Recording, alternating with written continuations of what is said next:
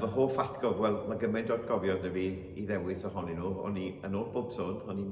i'n gig cynta Edward H yn 1973 yn Steddfod Ruthun, yn 5 bod. Fi'n cofio chydig o'r digwyddiad o'n i gysgu cyn y diwedd, ond felly lle yn rhoi hwnna fel hoff atgof.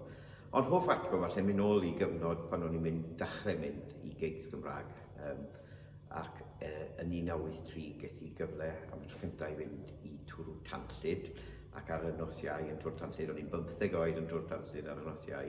ac oedd gig Rhiannon Thomas ar band, ac oedd Rhiannon Thomas ar band yn un o fy hoff bandiau ar y pryd, ac mae'r album, dweud i gwir, yn dal yn un o fy hoff albums i, a'r gitarydd anhygoel ni Len Jones a Mairead Morris, 2 gitarydd anhygoel gan Thomas,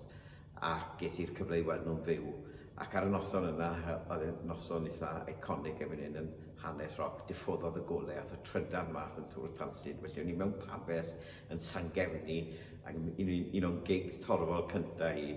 ac ath diffoddodd y golau, ond fi'n dal yn cofio'r noson, ac oedd hi'n noson fydd cofiadwy. Hoff gan, mae gen i gymaint o ddewis o ganeuon Cymraeg, byddwn ni'n gallu dewis ohonyn nhw. Mae datblygu un o fy hoff bandiau o'n ei ffrindiau gyda Dave oedd yn neud ymarfer dysgu yn bryd o fi yn Aberystwyth. Bandiau fel y Cyrff wedi bod yn dylanwadol iawn. Ond fi'n credu y band oedd yn dylanwadu arno ni wrth dyfu lan oedd Mafia Mr Hughes, ac oedd yna reswm arbennig oedd Mafia Mr Hughes yn dylanwadol arno ni. Oedd y chwaer i ni yn rhedeg, fi'n credu un o'r clybiau, fan clubs cyntaf ar gyfer grwpiau Cymraeg, Clwb Mafia, ac pan o'n i'n rhyw 40-15 oed, oedd hi'n rhedeg y clwb yma, 200 neu 300 o aelodau dau, o'n nhw gyd yn cael bathodyn, o'n nhw gyd yn cael carden aelodaeth, ac o'n nhw gyd yn cael cylchlythyr Mafia Mr Hughes, ond trwy hynny, oedd Mafia Mr Hughes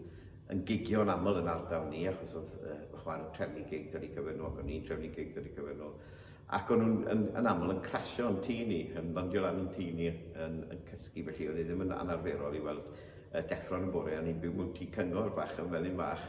ac oedd hi'n anarferol i ddeffro'n y bore, gweld fan Mafia wedi parco tu fas, a falle 2 neu 3 o hogiau pesda wedi crasio ar y soffa ac ar y llawr yn y passage.